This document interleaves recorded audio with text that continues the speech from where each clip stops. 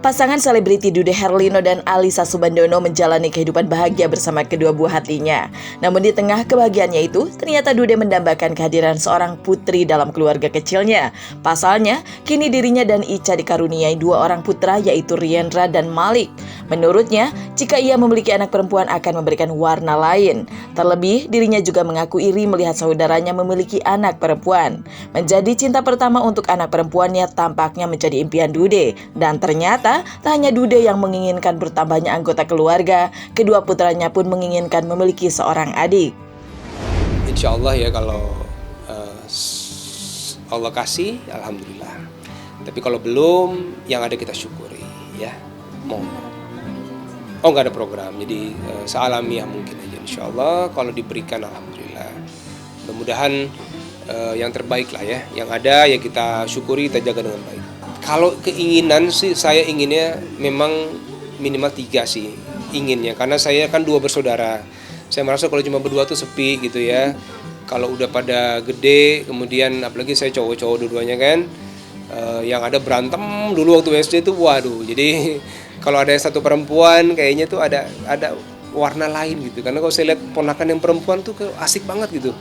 Ke ayahnya tuh kayak sayang banget ya. Ini yang perempuan kan sama ayah kan deket banget ya. Ya insya Allah lah, mudah-mudahan doain aja. Kalau mereka sih ditanya pasti pengen kapan Bunda hamil lagi gitu.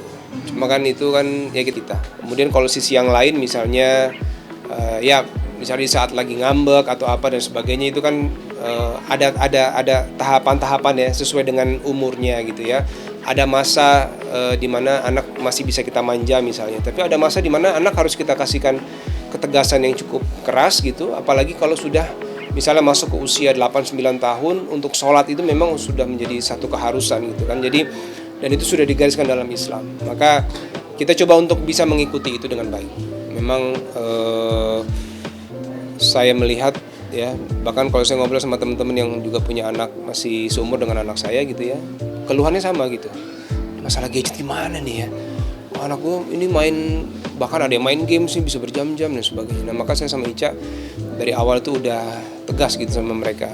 Oke, boleh kalau mau, tapi kalau games di gadget itu saya berusaha cenderung tidak boleh menurut saya. Kalau saya pribadi ya ke anak, karena itu akan menghabiskan waktu yang cukup banyak gitu. Jadi kalaupun dia misalnya mau main games yang sifatnya edukasi kan juga ada tuh ya, misalnya games tentang angka-angka, bahasa Inggris dan sebagainya, itu boleh. Tapi kita kasih batas waktu. Misalnya satu hari 1 jam gitu ya. Nanti waktunya bisa kita pecah-pecah atau 1,5 jam.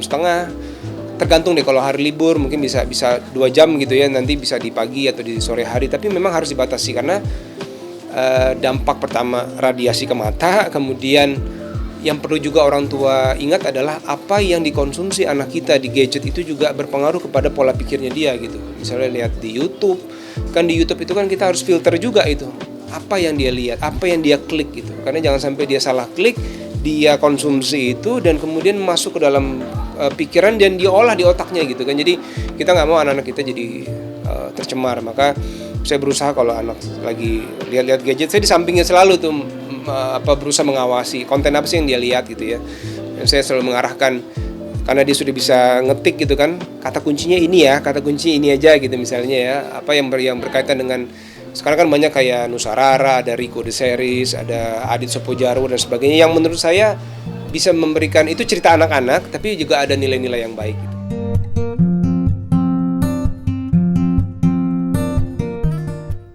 Di sisi lain, rumah tangga Dude dan Ica memang jauh dari isu tak sedap. Mereka dikenal sebagai pasangan artis yang harmonis dan religius. Namun, menurut Dude, menjalani biduk rumah tangga itu tak selamanya harmonis dan pasti akan ada gelombang dan ujian yang menghampiri. Ia dan Ica dapat melewati itu semua dan semakin kompak karena menjalankan rumah tangga sesuai dengan aturan agama. Selain itu, bagi Dude, kunci untuk menjalankan rumah tangga agar tetap harmonis adalah dengan saling belajar dan bersyukur satu sama lain. Lantas, bagaimana cara Dude menyelesaikan kesalahpahaman yang terjadi di dalam rumah tangganya? Begini, rumah tangga itu nggak ada yang 100% harmonis, adem ayem gitu ya. Ada masa pasti di mana ada gelombang-gelombang, itu akan ada. Karena kita dua manusia yang tidak sempurna. Tapi kuncinya menurut saya adalah yang pertama, mau saling belajar. Saling belajar terhadap pasangan masing-masing. Oh, pasangan saya begini ya.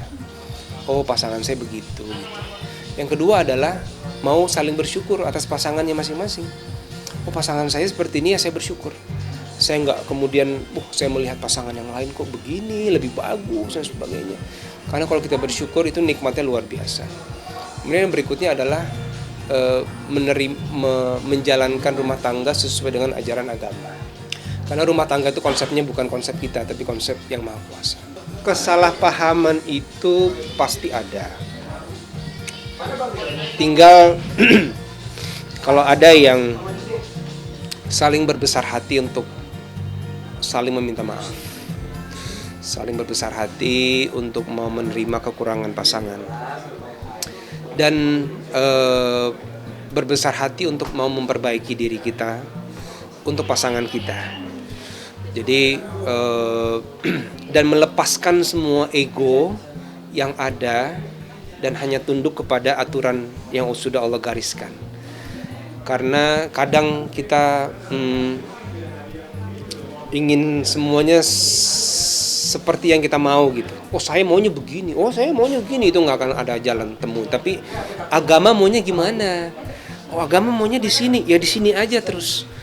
Kemudian ikuti alur yang sudah ada, insya Allah akan selamat dunia akhirat.